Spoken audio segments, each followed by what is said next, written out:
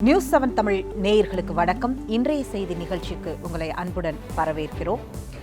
திமுக முன்னாள் தலைவரும் முன்னாள் முதலமைச்சருமாக இருந்த கருணாநிதிக்கு அறிவாலயத்தில் சிலை திறந்திருக்கிறார் திமுக தற்போதைய தலைவர் ஸ்டாலின். இந்த சிலையை அகில இந்திய காங்கிரஸ் தலைவர் ராகுல் காந்தியும் ஐக்கிய முற்போக்கு கூட்டணியின் தலைவராக இருக்கக்கூடிய சோனியா காந்தியும் இணைந்து திறந்து வைத்திருக்கிறார்கள். மற்ற கட்சி தலைவர்களும் தேசிய அளவில் தலைவர்களும் அதில் பங்கேற்றார்கள்.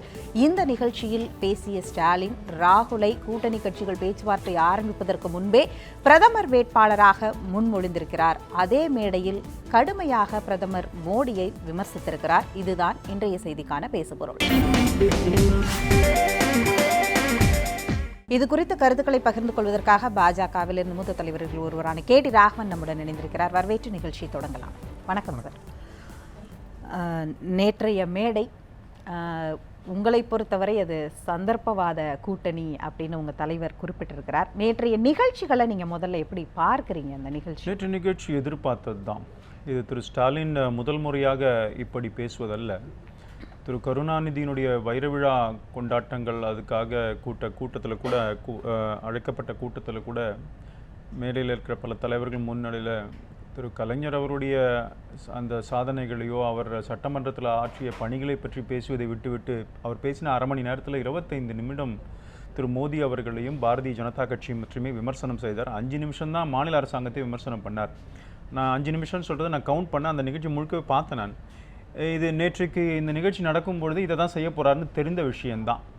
தமிழ்நாட்டில் பாரதிய ஜனதா கட்சி நோட்டாக்கு கீழே நீங்கள் எங்கே இருக்கிறீங்கலாம் விமர்சித்துட்டு இப்போ பாரதிய ஜனதா கட்சி திரு ஸ்டாலின் அவருடைய வார்த்தைகளை வைத்து கொண்டு பார்க்கும்பொழுது மிகப்பெரிய அளவில் வளர்ந்துருக்கிறதுங்கிறது தான் காட்டுது. அண்ட் அது எக்ஸ்பெக்டட் லைனில் தான் அவர் பேசியிருக்கிறாரு. நேற்றைக்கு சிலை திறந்ததனமோ கருணாநிதிக்கு, ஆனால் அங்கே உச்சரிக்கப்பட்ட மந்திரங்கள்லாம் 1008 தடவை மோடி மந்திரத்தை உச்சரித்து கொண்டிருந்தார் திரு ஸ்டாலின் அவர்கள். அதனால் திரு மோடி அவருடைய அரசியல் பாரதிய ஜனதா கட்சியை பற்றி பார்த்து எவ்வளவு அச்சப்படுகிறார் என்பது தான் இது காட்டுகிறது. அதாவது அதே மேடையில் காங்கிரஸ் தலைவர் ஐக்கிய முற்போக்கு கூட்டணி தலைவர் ராகுலும் சோனியாவும் அமர்ந்திருக்கிறார்கள். அந்த இடத்தில் தன்னுடைய மோடி எதிர்ப்பை பதிவு செய்திருக்கிறார் அப்படிங்கிற நீங்கள் சொல்கிற புள்ளியிலேயே நீங்கள் இவ்வளவு நாளாக கேட்ட கேள்விக்கு விடை சொல்லிட்டாரு. ராகுல் காந்தியை பிரதமர் வேட்பாளர்னு சொல்லுவாரா ஸ்டாலின்னு இவ்வளவு நாட்களாக நீங்கள் கேட்டுக்கொண்டிருந்த கேள்வி, உங்களை போன்ற பல கட்சிகள் கேட்டுக்கொண்டிருந்த அளவில் இன்னும் காங்கிரஸிடம் தேசிய அளவில் நீங்களே வைத்த ஒரு கேள்வி. அதற்கு முதலாக தமிழகத்திலிருந்து ஒரு குரல் ஒலித்திருக்கிறது. இதை எப்படி பார்க்குறீங்க? அதாவதுங்க, கடந்த முறை செல்வி ஜெயலலிதா அவர்கள் பாராளுமன்ற தேர்தலை சந்திக்கும் பொழுது அதிமுக காரங்களாம் சொன்னாங்க, எங்கள் அம்மா தான் பிரதமர், அடுத்த பிரதமர். அவங்களுக்கு இருக்கிற அந்த கான்ஃபிடன்ஸ் கூட இப்போ திமுகக்கு இல்லைன்னு தான் தெரியுது. தலைவருக்கே இல்லை. அதாவது அவங்க பிரதமராக வராங்களா வரல அடுத்தது விஷயம். தன்னுடைய தலைமை பார்த்தீங்கன்னு சொன்னால் தலைமையில் பெரிய வெற்றியை பெறுவோங்கிற நம்பிக்கையே இப்போ திமுகக்கு இல்லை. இப்போ ராகுல் காந்தியை கூட சேர்த்துருக்குறாங்க. மோரோவர் நான் என்ன கேட்குறேன், அந்த மீட்டிங் முடிந்த அப்புறம் சந்திரபாபு நாயுடு இருந்தார், அவர் இதை என்டார்ஸ் பண்ணாரா? பினராயி விஜயன் இருந்தார், இதை என்டார்ஸ் பண்ணாரா? இப்போ ஸ்டாலின் சொல்லலாம், ஆனால் மம்தா பானர்ஜி அதை ஏற்றுக்கொள்ளலையே. மம்தா பானர்ஜி இதே மாதிரி பத்திரிகையாளர் கேட்டாங்க, ஏன் நீங்கள் திரு ராகுல் காந்தியை பிரதம வேட்பாளராக அனௌன்ஸ் பண்ண மாட்டேங்கிறீங்கன்னு போது மற்ற யாருமே சொல்லாதப்போ நான் என்ன மாத்திரம் ஏன் கேட்குறீங்க அப்படின்னு சொன்னாங்க. சரத்பவார் சொன்னார், ப்ரீ போலில் அதை முடிவு பண்ண முடியாது, போஸ்ட் போல் தேர்தலுக்கு பிறகு தான் யார் பிரதமர்னு முடிவு பண்ண முடியும்னு சரத்பவார் சொல்கிறாரு. அதுக்கப்புறம் பி சிதம்பரம், காங்கிரஸ் கட்சியினுடைய பி சிதம்பரமே நாங்கள் ஒன்றும் ராகுல் காந்தியை பிரதம வேட்பாளர் சொல்லலையே அப்படிங்கிறாரு. அப்படின்னும் போது அவர்களெல்லாம் பலவீனமான தலைவராக ராகுல் காந்தியை பார்க்கும் பொழுது திரு ஸ்டாலின் ராகுல் காந்தியை பிரதம வேட்பாளர்னு சொன்னால் இவர் எவ்வளோ பலவீனமாக இருக்கிறாங்கிறது தான் இதை காட்டுகிறதா தான் நான் பார்க்குறேன். இதை கொஞ்சம் டைம்லைன் சினாரியோட பார்த்தா நீங்கள் சொன்ன மற்ற கூட்டணி கட்சி தலைவர்கள் இவர்கள் எல்லாருமே பார்த்தீங்கன்னா இந்த 5 மாநில தேர்தலுக்கு முன்பு பேசியது, நீங்கள் எழுப்பிய கேள்வியும் முன்பு பேசியது தான். அதே மாதிரி ஸ்டாலினிடம் இதே கேள்வி, நீங்கள் பிரதமர் வேட்பாளராக ராகுல் காந்தியை சொல்ல ஏன் தயங்குறீங்கிற கேள்வியை ஊடகங்கள் ஒரு 10 நாளாக அந்த 5 மாநில தேர்தலுக்கு முன்பே பலமுறை கேட்டிருக்காங்க. தொடர்ந்து இந்த கேள்வி இங்கே முன்வைக்கப்பட்டிருக்கிறது. அதே கேள்விக்கு இங்கே பல விவாதங்களும் நடத்தப்பட்டிருக்கிறது. இந்த சூழ்நிலையில் அவர் இந்த பதிலை முன்வைக்கிறார். அதையும் இப்போது பேசி இருக்கக்கூடியது, இவ்வளவு நாள் கேட்ட கேள்விக்கு இப்போ பதில் வந்திருக்கு அப்படிங்கும்போது இதற்கு முன்பு யாருமே பேசலையே அப்படிங்கிறது சரியான பதிலா? சகோதரி, நேற்றைக்கு ஸ்டாலின் பேசியிருக்கிறாரு. இன்னைக்கு டேட் டெவலப் ஆகும்போது நீங்களும் கூட பத்திரிகை துறை சார்ந்தவர்கள் அந்த யூபிஎல்ஐ இப்போ ப்ரொபோஸ் பார்ட்டிஸ் யாரெல்லாம் சேருவாங்கன்னு நினைக்கிறீங்களோ அவங்ககிட்டலாம் போய் நீங்கள் கேட்டு பாருங்கள். திரு ஸ்டாலின் இப்படி சொல்கிறாரு, நீங்கள் என்ன சொல்கிறீங்க, யாராவது ஒருத்தராவது இதை என்டார்ஸ் பண்ணுறாங்களான்னு பாருங்கள். இன்றைக்கி வரும் இல்லையா, நேஷனல் சேனல்ஸ்லாம் வரப்போகுது, பார்ப்போம். மோரோவர் நீங்கள் 5 மாநில தேர்தலுக்கு பிறகுன்னு சொன்னால் 5 மாநில தேர்தலுக்கு பிறகு மகா கட்பந்தன், அதாவது மிகப்பெரிய கூட்டணியாக அமைத்த அந்த அதுக்கு இனிஷியேட் பண்ண சந்திரபாபு நாயுடு காங்கிரஸோட கூட்டணி வச்சார். இதில் தெலுங்கானாவில் என்ன நடந்தது? அங்கே தெலுங்கானாவில் நாங்கள் 8% ஓட்டு வாங்கியிருக்கிறோம். நாங்கள் கிளைம் பண்ணிக்கவே ஆட்சி வந்துடுவோன்ட்டு. ஆனால் அங்கே ஆண்டு முதலமைச்சராக இருந்த சந்திரபாபுனுடைய கட்சி 3% ஓட்டு வாங்கியிருக்கிறாங்க. காங்கிரஸ் அண்ட் டிடிபி சேர்ந்து வாங்கின சீட்டே 19. அவர் 2/3 4 3/4 இல்லை, அவர் எங்கேயோ போயிட்டார். அவர் 90 சீட்டு வாங்கிட்டார். 119 சீட்டில் டிஆர்எஸ் வாங்கிடுச்சு. இப்போ இனிஷியேட் பண்ண சந்திரபாபு நாயுடு காங்கிரஸோடு சேர்ந்து நின்னாரே, என்ன ஆச்சு? அதனால் இந்த சந்திரபாபு நாயுடுவே என்ன பண்ணுறாருன்னு பார்ப்போம். போன வாட்டி வைர விழா கூட்டத்தில் மேடையில் இருந்தது நிதிஷ்குமார். அவர் எங்கே இப்போ? இவருடைய வீட்டுக்கு, திரு ஸ்டாலின் அவர்கள் வீட்டுக்கு போய் இதை மாதிரி ஒரு கூட்டணி, காங்கிரஸ் பிஜேபி இல்லாத கூட்டணி உருவாக்குறேன்னு சொன்ன சந்திரசேகர் ராவ் வீட்டுக்கு வந்தார். இப்போ சந்திரசேகர் ராவ் என்ன பண்ணுறாரு? இன்னைக்கு செய்தித்தாளில் வந்திருக்கு பாருங்க. Mamata Banerjee TRS chief minister முதலமைச்சர் இவரை சந்திரசேகர் ராவை ப்ரப்போஸ் பண்ணுறதா ஒரு செய்தி இன்னைக்கு செய்தித்தாளில் நான் வரும்போது பார்த்துட்டு வந்தேன். டெக்கன் குரானிக்கலில் வந்திருக்குது, நான் பார்த்தேன். அப்போ உங்களுடைய மெகா கூட்டணி எந்த திசை நோக்கி சென்று கொண்டிருக்கிறது? தெலுங்கானா மாநிலம் ஒற்றை மாநிலத்துடைய சினாரியோங்கிறது வேற. அந்த ஒற்றை சினாரியோவை வைத்து ஒட்டுமொத்த மாநிலத்துடைய சினாரியோவையும் கூட்டணி கால்குலேஷன் நம்ம ஒப்பிடுவது சரியா இருக்குமா? நீங்க தானங்க இப்ப சொன்னீங்க 5 மாநில தேர்தலுக்கு பிறகு 5 மாநில தேர்தல்ல 3 உங்களுடைய ஹாட்லாண்ட நீங்க கொடுத்திருக்கீங்கங்கிற அடிப்படையிலிருந்து ஒரு பாஜகவிடம் இந்த கேள்வியை முன்வைக்கிறேன். நாங்க அந்த 3 மாநில தேர்தல்ல நான் இவிஎம் எங்களை தோற்கடித்து விட்டது, காங்கிரஸ் இவிஎம் ஜெயிச்சிருச்சுலாம் பேசலைங்க. தோல்வியை, மக்களுடைய அந்த தீர்ப்பை தலைவணங்கி ஏற்றுக்கொள்கின்றோம். ஆனால் அதெல்லாம் 0.01% தான் இருக்குது.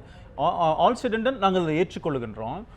நீங்கள் மேகாலயாவை இழந்திருக்கிறாங்க காங்கிரஸ். நான் சொல்கிறது அதான், நீங்கள் கூட்டணி ஏற்பட்டால் மிகப்பெரிய வெற்றியை நோக்கி அது பயணிக்கும் என்று சொல்லித்தான் ஆந்திராவில் காங்கிரஸை எதிர்த்து ஆரம்பிச்சது என்டி ராமாராவ் ஆரம்பிச்சு தான் தெலுங்கு தேசம் பார்ட்டி. ஆனால் அந்த 2 பேருமே இப்போ தமிழ்நாட்டில் திமுக அண்ணா திமுக சேர்ந்து நின்னா எப்படி இருக்குமோ அப்படி தான் இருந்தாங்க தெலுங்கு தேசம். அந்த இதில் தெலுங்கானாவில் காங்கிரஸும் ஆட்சி பொறுப்பில் இருந்திருக்கிறது, டிடிபியும் ஆட்சி பொறுப்பில் இருந்திருக்கு, ஒருங்கிணைந்த ஆந்திரா. அப்படிப்பட்ட நிலையில இன்னைக்கு எப்படி இருக்கு அந்த கூட்டணியுடைய முடிவு, எப்படி போய் நின்னுதுன்னு பாருங்கன்னு தான் நான் சொல்ல வரேன். வேற ஒன்றும் சரி, தமிழ்நாட்டில் திமுக காங்கிரஸ் கூட்டணியுடைய கடந்த கால வரலாறையும் இந்த இடத்துல நம்ம ஒப்பிட்டு பார்க்கும் பொழுது இந்த இடத்தில் மத்திய அமைச்சர் பொன் ராதாகிருஷ்ணன் சொல்வது போல ஈழ அரசியல் குறித்தும் ஈழ கொடுமைகள் குறித்தும் அவர் நேற்றைக்கு பேசியிருக்கிறார். அது இந்த முறையும் எடுபடும் அப்படின்னு நினைக்கிறேன். நான் சொல்றேன், எடுபடும் எடுபடாதுங்கிறதுல எது உண்மைன்றது மக்களுக்கு சொல்ல வேண்டிய கடமை இருக்கிறது, மக்களுக்கும் தெரியும். நீங்க யோசிச்சு பாருங்க, 10 வருஷம் இருந்தாங்களே யூபிஏ, 700 மீனவர்கள் கொல்லப்பட்டாங்க. இப்ப 5 வருஷம் முடிக்க போறோம், ஒரு மீனவர்கள் கொல்லப்பட்டாரா? 10 வருஷம் ஆட்சியில் இருந்தாங்களே. உங்களுக்கு சகோதரி நினைவுபடுத்த விரும்புறேன், 2009 பிரிட்ஜோ உங்க ஆட்சியில் தான் கொலை செய்யப்பட்டார். பிரிட்ஜோ என்ற ஒரு மீனவ இளைஞன் இப்போதுதான் 2 ஆண்டுகளுக்கு முன்பு தான் கொலை செய்யப்பட்டார். 700 மீனவர்கள் கொல்லப்பட்டாங்க. அது கொஞ்சம் அதையும் நீங்க சொன்னீங்கன்னா நல்லா இல்ல, ஒன்று கூட இல்லைங்கிற இந்த சினாரியோ, அதாவது கால்குலேஷன் குறைவுங்கிறத நான் சொல்றேன். அந்த அதே போல 10 ஆண்டுகள் ஆட்சியில் இருந்தாங்க. உங்களுக்கு ஒரு விஷயத்தை நினைவுபடுத்த விரும்புகிறேன். 2009 மே மாதம் 18ஆம் தேதி பிரபாகரன் கொல்லப்பட்டார். அப்போ டெல்லியில் அதே சீன் என்ன நடந்தது? பதவியேற்பு நிகழ்ச்சி நடந்தது. மன்மோகன் சிங்கோட 2வது டேர்ம் பதவியேற்பு நிகழ்ச்சி. அந்த பதவியேற்பு நிகழ்ச்சியில் பாதியில் சென்னைக்கு வந்துட்டார். போர்ட்ஃபோலியோ ப்ராப்ளம் சொல்லிட்டு கலைஞர் வந்துட்டார். பதவியேற்பு நிகழ்ச்சியில் கலந்துக்கல. அன்னைக்கு அந்த நேரத்தில் தான் பிரபாகரன் கொல்லப்படுகிறார். நீங்கள் பிரபாகரன் கொல்லப்படுகின்ற மக்களுக்காகவே இருப்பதாக காட்டிக்கொண்ட நீங்கள் அதை பெருசாகவே எடுத்துக்கல. உங்களுடைய பதவி, உங்களுடைய என்ன போர்ட்ஃபோலியோங்கிறதுல தான் இந்த தமிழ்நாட்டில் அந்த புள்ளியில இருந்து தான் அந்த கேள்வியை எழுப்பினேன். 2009 தேர்தலில் திமுக காங்கிரஸ் வெற்றி பெற்றிருக்கிறது. கூட்டணி மிகப்பெரிய உச்சத்தில் போர் இருந்த போது கூட தேர்தல் அரசியல்ல அந்த ஈழ அரசியலும் அங்கிருந்து நடந்த பிரச்சனைகளும் பெரிய அளவுல பிரதிபலிக்கலையே. இப்பொழுது 10 ஆண்டுகள் கழித்து நீங்கள் மீண்டும் அதை கையில் எடுத்திருக்கிறீர்களே, உங்களுக்கு பலன் கொடுக்குமாங்கிறது அந்த கேள்வி. அதை எடுத்து கையில் எடுக்கிறங்க. இது எலெக்ஷன் அதுன்னு சொல்ல வரல, எலெக்ஷனுக்காக பயன்படுத்துற விஷயம் சொல்ல வரல. தமிழ் சமுதாயத்திற்காக நரேந்திர மோடி எவ்வளோ கெடுதலை செஞ்சிருக்கிறான்னு பேசுறீங்களே, நான் கேட்குறேன், இதெல்லாம் சொல்லுவதற்கு திமுக ஏதாவது ரைட் இருக்கா? நான் கேட்குறேன். இன்னைக்கு தமிழ்நாட்டில் ஃபேஸ் பண்ற எந்த கச்சத்தீவு, காவேரி, மீத்தேன், ஜல்லிக்கட்டு, ஈழத்தமிழர்கள், மீனவர்கள் கொல்லப்பட்டது எல்லாமே திமுகவினுடைய கண் பார்வையிலே அவர்கள் ஆட்சியில் இருக்கும் பொழுது நடந்தது. மன்னிப்பு கேட்க வேண்டாமா திமுக? தமிழ் இன துரோகியாக ஒரு கட்சியை சொல்லணும், அது திமுக தாங்க. நான் கேட்குறேன், எல்லாமே நீங்க தானங்க பண்ணீங்க. காவிரியில் குறுக்கே அணை கட்டும் பொழுது ஆட்சியில் பொறுப்பில் தமிழ்நாட்டில் இருந்தது யாரு? திமுக. அதே மாதிரி கச்சத்தீவை தாரவார்க்கும் பொழுது தமிழ்நாட்டில் ஆட்சியில் இருந்தது யாரு? திமுக. மீத்தேன்ல கையெழுத்து போடும்போது டெபுட்டி சீஃப் மினிஸ்டர் யாரு? ஸ்டாலின். இன்னைக்கு பேசுறாரு அவரு. நீங்க வந்து ஈழத்தமிழர்கள் பிரச்சனை 700 மீனவர்கள் கொல்லப்பட்ட போது ஆட்சியில் இருந்தது திமுக. நீங்க வந்து தமிழ் மக்களுக்கு நரேந்திர மோடி விரோதின்னு பேசினா யாரு? நீங்கள் சொல்லக்கூடிய இதே பட்டியலை வைத்துக்கொண்டு இதில் நீங்கள் எதெல்லாம் சரி செய்திருக்கிறீர்கள் அப்படின்னு உங்கள் இந்த ஒவ்வொரு பிரச்சனையை நீங்கள் குறிப்பிட்டதிலிருந்து எதெல்லாம் சரி செய்திருக்கிறீர்கள் நீங்கள் ஆட்சி? ஒவ்வொன்னா சொல்லட்டுமா? சொல்லுங்க. நான் என்ன கேட்கிறேன், மீனவர்கள் படுகொலை இப்போது இல்லை. 700 மீனவர்கள் உங்க ஆட்சியில். காங்கிரஸ், திமுக, காங்கிரஸை கூட விடுங்க, திமுக தமிழ் மக்களுக்காகவே இருப்பதாக காட்டிக்கொள்கிறீர்களே, எப்பவாவது ப்ரொட்டஸ்ட் பண்ணியிருப்பீங்களா மன்மோகன் சிங் கிட்ட? நான் கேட்குறேன், 700 பேர் செத்து போயிட்டாங்களே, நான் நீங்க அவங்களை காப்பாற்றலன்னா வாபஸ் வாங்குவேன்னு சொன்னீங்களா? ஆனா உங்களுக்கு கப்பல் துறை சொல்ல கொடுக்கலன்னா நாங்க சப்போர்ட்டை வாபஸ் வாங்குவேன் பேசின திமுக. ஈழத்தமிழர்கள் நம்ம இந்திய மீனவர்கள் கொல்லப்படும் போது வாபஸ் வாங்கணும் எப்பாவது உச்சரித்திருக்குமா வாயில? பண்ணதே கிடையாது. இன்னைக்கு ஈழத்தமிழ் அங்கே நம்முடைய இந்திய மீனவர்கள் எல்லாரும் காப்பாற்றப்பட்டிருக்கிற ஒரு இடத்துல கூட இந்த இது கிடையாது, கொல்லப்படுவதில்லை. நான் கேட்குறேன், அதே போல ஜல்லிக்கட்டு யார் பீரியட்ல ஜல்லிக்கட்டு தடை வந்தது? ஜெயராம் ரமேஷ் யார் மன்மோகன் சிங் பிரதமராக இருக்கும்போது தானங்க அதுக்கு தடை வந்தது. இதை தீர்த்து வைத்தது யார்? நரேந்திர மோடி அரசாங்கம். மறுக்க முடியுமா? மீத்தேன்ல கையெழுத்து போட்டது யாரு? சகோதரி பேச அலோ பண்ணணும் நீங்க. அதுதான் சொல்றேன், இந்த ஜல்லிக்கட்டு வந்து அப்ப தமிழ்நாட்டுல இங்க அனுமதியோட நடந்துட்டு இருந்தானே இருந்தது. அதை சேர்த்து பார்க்கணும். சுப்ரீம் கோர்ட்டோட தடைங்கிறத நீங்க புரிஞ்சுக்கணும். இன்னைக்கு ஒரே 24 ஹவர்ஸ் அன்னைக்கு சண்டேங்க தமிழ்நாட்டுடைய அந்த இது அவசர சட்டத்துக்கு காலையிலேருந்து சாயங்காலம் வரைக்கும் அந்தந்த அமைச்சர், துறை அமைச்சர், என்வரான்மெண்ட் மினிஸ்ட்ரி, லா மினிஸ்ட்ரி, ஹோம் மினிஸ்ட்ரி எல்லாத்தையும் கிளியர் பண்ணி வித்தின் 12 ஹவர்ஸ் ஜல்லிக்கட்டுடைய அவசர சட்டம் நிறைவேற்ற கொண்டு வந்தது நரேந்திர மோடி அரசாங்கம். மறந்துடுவீங்களா நீங்க? ஆனால் உங்களுக்கு தடையெல்லாம் வந்தது யார் காரணம்? எந்த சட்டத்தின் மூலமாக? அந்த எருது அதுக்குள்ள சேர்த்தது யாரு? காங்கிரஸ், திமுக ஆதரவோடு இருந்த காங்கிரஸ் கட்சி ஆட்சியில் நடந்தது. அதை சரி செய்தது நரேந்திர மோடி. மீத்தேன்ல கையெழுத்து போட்டுட்டு படிக்காம போட்டுட்டேன்னு போனீங்களே, அப்ப படிக்காம போட்டு விவசாயிகளை காலி பண்ணிட்டு அதுக்கு ஏன் படிச்சிருக்கலாம்ல? உங்களுக்கு விவசாயிகள் மேல அக்கறை இருந்ததுன்னா அந்த ஒரு பேஜோ 2 பேஜோ அந்த அக்ரிமெண்ட்டை படிச்சிருக்கலாம்ல ஸ்டாலின்?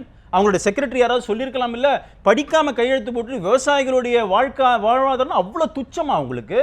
படிக்காம கையெழுத்து போட்டேன்னு பேசுறீங்க. இன்றைக்கு மீத்தேன் ஹைட்ரோ கார்பனா மாறி நிக்குதே சார். அதே நீங்கள் சொல்ற அந்த பக்கம் இருக்கக்கூடிய அத்தனை குற்றச்சாட்டுகளுக்கும் உங்களுடைய பதில் வினை மக்களுக்கு சாதகமானத, மக்கள் நல திட்டங்களாக இருக்கிறதாங்கிறதா என்னுடைய கேள்வி. நான் ஒன்று சொல்றேன், நீங்க வந்து மீத்தேன் விஷயத்துல கூட சொல்றேன், யாரும் இவங்கெல்லாம் பேசுறாங்களே தவிர ராணிகஞ்சுன்னு வெஸ்ட் பெங்காலில் ஒரு இடம் இருக்குது, அதுதான் இந்தியாவிலேயே அதிகமாக மீத்தேன் பெரிய இது எடுக்கிற இடம்.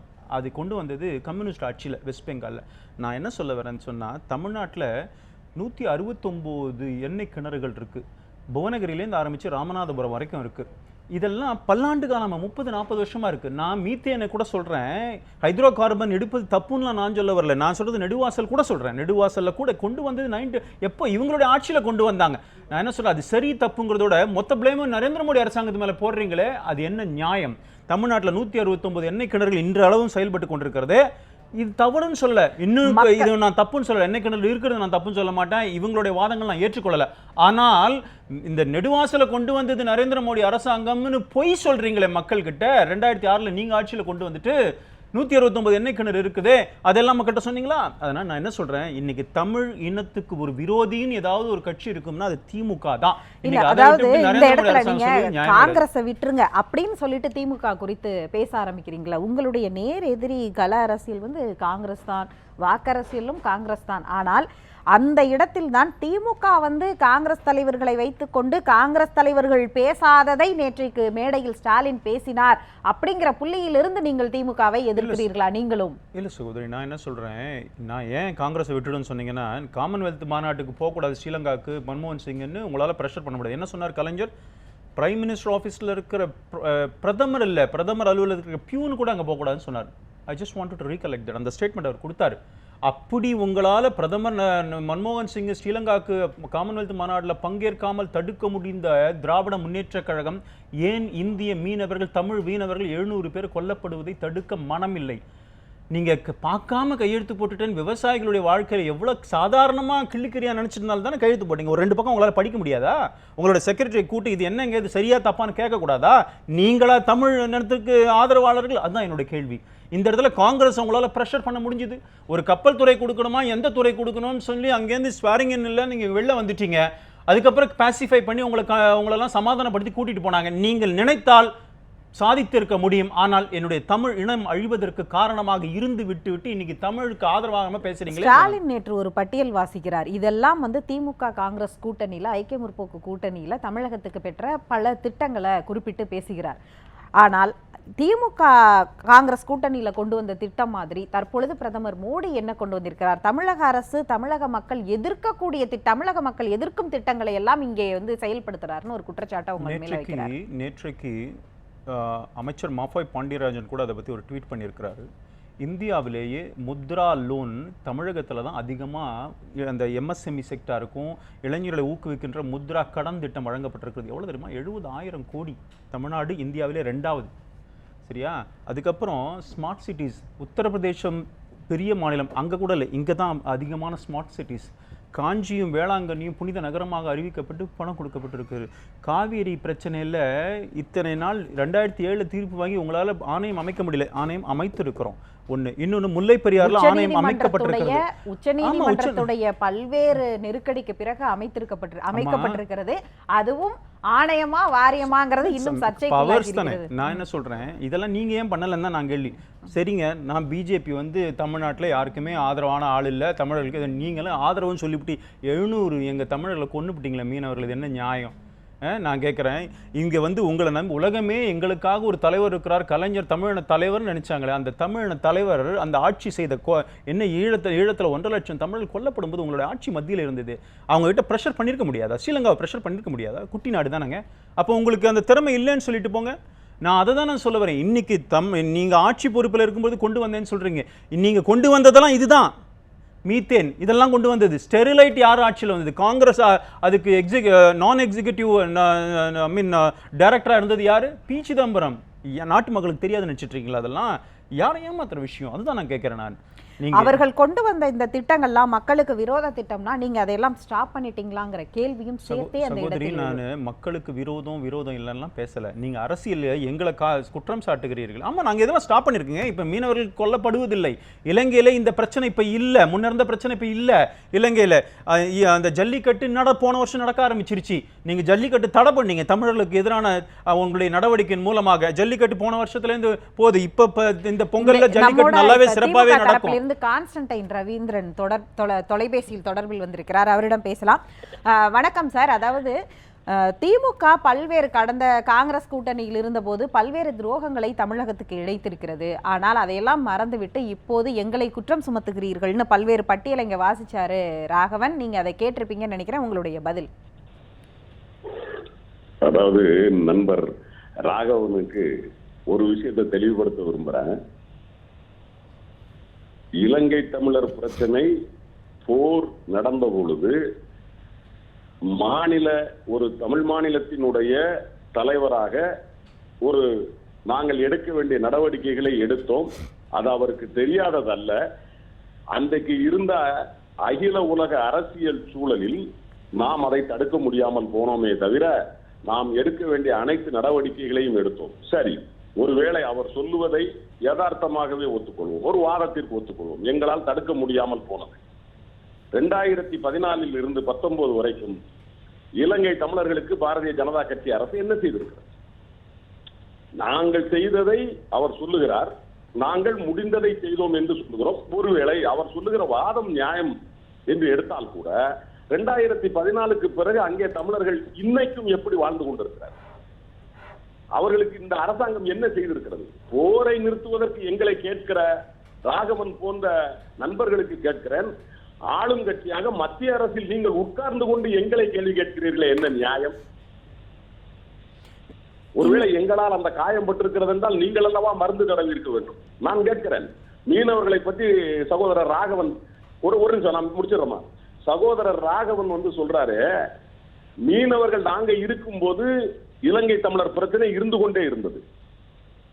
அப்போ நம்ம மீனவர்கள் தாக்கப்பட்டதை மீனவர்களாக பார்க்க முடியாமல் அவங்க வந்து இலங்கை தமிழர்களுக்கு வந்து இவங்க ஆயுதம் கடத்தினாங்க அப்படிங்கிற பிரச்சனை இருந்தது. 2014 2016 வந்து நம்ம மீனவனை நம்ம கடற்படையை சுட்டுச்சா இல்லையா? அது கண்டிப்பா ரெண்டு தரப்புலையும் அந்த விவாதத்துக்குள்ள போனா இன்னும் சில கேள்விகள் என்னிடம் இருக்கிறது. அந்த கேள்விகளுக்கான விடைக்குள்ள போக முடியாது. இந்த அரை மணி நேர நிகழ்ச்சியில ரொம்ப முக்கியமான கேள்வி, நேற்று ஒரு சிலை திறப்பு விழாவில் அதுவும் காங்கிரஸ் கட்சியை வைத்துக்கொண்டு இந்த அளவிற்கு கடுமையாக பிரதமரை விமர்சிக்கக்கூடிய இடத்திற்கு ஏன் வந்து திமுக தலைவர் ஸ்டாலின் சென்றார்? அதற்கான நிர்பந்தம் எங்கிருந்து வந்தது? இன்னும் சொல்ல போனால் ராகுல் காந்தியும் சோனியா காந்தியும் பேசாத அரசியலை எல்லாம் அவர் அந்த மேடையில் பேசினார். அதற்கான காரணம் ஏதாவது ஸ்பெசிஃபைடா இருக்கா? இல்ல, இதுக்கு ஸ்பெசிபிக்கா ஒண்ணும் இல்ல. நான் என்ன கேக்குறேன், எப்போ வந்து அவர் பாரதிய ஜனதா கட்சி கிட்ட சாப்பிட்டாருல, எங்க தலைவர் வரலாற்று சிறப்பு மிக்க திராவிட முன்னேற்ற கழகத்தினுடைய தலைவராக பொறுப்பேற்ற முதல் நாளிலேயே அவர் அடிச்சாரு. காவி மயமாக்க நினைக்கிற பாசிச பாஜகவை விரட்டுவோம், அதான் முதல். அதுக்கு பிறகுதான் இங்க எடப்பாடி பழனிசாமிக்கே வர்றாரு அவரு. அப்ப அவருடைய மனசில் தமிழர்களுக்கு பாரதிய ஜனதா கட்சி செய்த ஒவ்வொரு விஷயமும் அவருக்கு கோபத்தை கொண்டு வருகிறது. கடைசியாக அவர் பட்டியல் இருக்கிறாரு. ஏப்பா, போர்ச்சுகல் நாட்டுக்கெல்லாம் இறந்தவர்களுக்கு அனுதாபம் தெரிவித்த பிரதமர் நரேந்திர மோடி என் தமிழினம் இங்கே அழிந்துபட்டதை ஒரு அனுதாபம் தெரிவிக்க உங்களுக்கு வாய்ப்பு இல்லையா? அப்படியானால் அந்த கோபம் வருமா வராதா? மக்களை நேசிக்கிற எந்த ஒரு தலைவனுக்கும் வந்த கோபம் தான் நேற்று எங்கள் தளபதியாரினுடைய பேச்சிலே வெளிப்பட்டது. நீங்கள் கேட்கிறீர்கள் இல்ல, நேற்றைக்கு நடந்த விழாவானது ஒரு சிலை திறப்பு விழா. அந்த இடத்தில் ஒரு கூட்டணி கட்சி மேடை போல, ஒரு தேர்தல் பிரச்சார மேடை போல, இன்னும் சொல்ல போனால் பிரதமரை சாடிஸ்ட் பிரதமர், நாசிஸ்ட், பாசிஸ்ட் என்றெல்லாம் வர்ணித்து ஸ்டாலின் பேச வேண்டிய நிர்பந்தம் எங்கிருந்து வந்தது அப்படிங்கறதுதான் கேள்வி. இது நிர்பந்தமே கிடையாது, இது யதார்த்தம். ஒன்னே ஒண்ணு, நேற்று கோ பேக் டு அப்படின்னு சொல்லி ஒரு ட்ரெண்ட் வந்தது. தலைவர் தளபதியார் வந்து ஒரு டேக் போட்டாரு. எந்த ட்வீட் நேஷனல் லெவல்ல போச்சு? கோ பேக் சோனியா காந்திங்கிறது எடுபடவே இல்லையா? காத்திரங்கின பலூன் மாதிரி ஆகி போச்சு. என்ன காரணம்? அதுதான் மக்கள் மனநிலை. தமிழ்நாட்டில் உள்ள மக்கள் பாரதிய ஜனதா கட்சியை, இவர் கேட்கிறார், இந்த ஹைட்ரோ கார்பன் இதை கையெழுத்து போட்டேன், எங்க தலைவர் படிக்காம கையெழுத்து போட்டேன்னு சொல்லவே இல்லை. எனக்கு இந்த இதனுடைய தாக்கத்தை அவர்கள் சொல்லவில்லை, அவ்வளவுதான். அவர் படிக்காம கையெழுத்து போடுற மனுஷன் கிடையாது தளபதியார், படிச்சாரு. பட் ஹைட்ரோ கார்பன்ல வந்து இந்த மாதிரி இப்ப இன்னைக்கு நமக்கு ஏற்பட்டது பாருங்க, 2012களுக்கு பிறகு ஏற்பட்ட அந்த ஒரு ஹைட்ரோ கார்பனுடைய தாக்கம் என்னவென்று நமக்கு அன்னைக்கு தெரியல, நமக்கு சொல்லிக் கொடுக்கப்படல. அதான் அவர் சொல்றாரு. இது வந்து ஒரு தலைவன் வந்து நான் போட்டிருந்தேன் இல்ல அது சமாளிக்கல, எனக்கு அதனுடைய தாக்கம் எனக்கு அன்றைக்கு தெரியவில்லை, ஆனால் இன்றைக்கு தெரிந்த பிறகு அதை வேண்டாம் என்கிறேன். இதுல என்ன தவறு? அவர் படிக்காம கையெழுத்து போடல, படிச்சுதான். ஆனால் இந்த ஹைட்ரோ கார்பனினுடைய தாக்கம் இப்படி இருக்கும் என்பதை எனக்கு அதிகாரிகள் சொல்லவில்லை. அதுல என்ன தப்பு? அடுத்ததாக சார், அதாவது நேற்றைய கூட்டணி கட்சி தலைவர்கள்லாம் இன்னும் பேச்சுவார்த்தை பண்ணி எதுவுமே தேர்தலுக்கு பிறகுதான் பிரதமர் வேட்பாளர்லாம் அறிவிக்கிற சூழ்நிலையில பிரதமர் வேட்பாளரை ஸ்டாலின் முதலாவதாக முன்மொழிந்ததுடைய நோக்கம், கூட்டணிக்குள் அது எல்லாரும் ஒப்புக்கொள்வார்களா, ஏற்றுக்கொள்வார்களா? மேடம், அவர் ரொம்ப தெளிவா வரலாற்று சான்றுகளோட சொல்றாரு. 1976 வந்து தலைவர் வந்து எப்படி நேருவின் மகளே வருக நிலையான ஆட்சி தருக, அவர் தான் முதல்ல சொன்னார். அந்த எமர்ஜென்சிக்கு பிறகு இந்திரா காந்தி அம்மையாருக்கு கை கொடுப்பதற்கு எல்லோரும் பயந்திருந்த சூழ்நிலையில் தலைவர் தான் அதை சொல்றார், நேருவின் மகளே வருக நிலையான ஆட்சி தருக. ஏன்னா ஜனதா கட்சி ஆட்சி நிக்க முடியல, நீங்க வாங்க அப்படின்னு சொல்லி சொல்றாரு 80ல. அதே மாதிரி 2004ல சோனியா காந்தி அம்மையார் சொல்றதுக்கு எல்லாரும் தயங்கி நின்னப்போ எங்களுடைய தமிழின தலைவர் டாக்டர் கலைஞர் தான் முதல்ல சொன்னார், இந்திராவின் மருமகளே வருக, இந்தியாவின் மகளே வருக. நல்லாட்சி தருக. இன்றைக்கு எங்க தலைவர் சொல்லி இருக்கிறார். இதுல என்ன என்ன இது உங்கள் கட்சியுடைய வரலாறு அடிப்படையில், அதாவது திமுகவுடைய வரலாறு அடிப்படையில் முன்னாள் தலைவர் சொன்ன வழியை பின்பற்றுவதாக தற்பொழுது அதே வாய்ப்பை தன்னுடைய கட்சி விழாவான இதில் பயன்படுத்தி கொண்டார் ஸ்டாலின். அந்த அளவிற்கு தான் இதை எடுத்துக்கொள்ள முடியுமா? இல்ல, அப்படி இல்லை. அவர் அதாவது அதுதான் நான் சொல்றேன். அவர் ஓடும்போது முயலாக ஓடுகிறார், சிந்திக்கிற போது யானையை போல் சிந்திக்கிறார். நீங்க எல்லாரும் பிஜேபிக்கும் திமுகவுக்கும் கூட்டணி வரலாம்னு பேசிக்கிட்டு இருந்தீங்க. முழுசா விட்டாரு. அவர் தலைவரா பொறுப்பேற்கிற அன்னைக்கு சொன்னாரு பாஜகவை நான் நாட்டை விட்டு வரக்க வேண்டாம், ஆட்சியை விட்டு வரக்க மன்னிக்கணும், ஆட்சியை விட்டு வரக்க வேண்டாம். அதே மாதிரி இப்ப நீங்க எல்லாரும் பேசிட்டு இருந்தீங்க ஒரு கடைசி வரைக்கும் காங்கிரசுக்கும் திமுகவுக்கும் இல்லாம போயிரும், ஏன்னா அவர் ராகுல் காந்தியாவே பிரதமரா ஒத்துக்க மாட்டேங்கிறாங்க.